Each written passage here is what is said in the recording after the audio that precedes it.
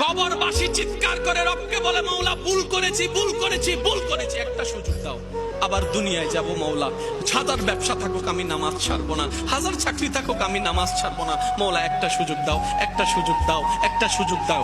মাটির নিচে যারা আছে তারা বলছে, আর মাটির উপর যারা আছে তারা বলছে, ভাই নামাজ তো পড়তে আই। একজনে বলে যে কিভাবে আসবো, আমার প্যান্ট তো ঠিক নাই, আমার প্যান্টও ঠিক নাই, আমার শরীর তো পাক নাই, আমার কাপড় তো পাক নাই। আরেকজনে বলে, আমি যদি নামাজে যাই দোকানটা এখন বন্ধ করে লসের টাকাটা কি তোর বাপে আমাকে আইনা দিবে।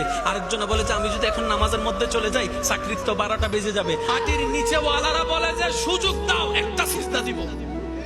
আর মাটির উপরে যারা আছে তারা হাজার বার মুয়াজ্জিন ডাক দেয়, হাইয়া আলাস সালাহ, হাইয়া আলাল ফালাহ। কোন খবর?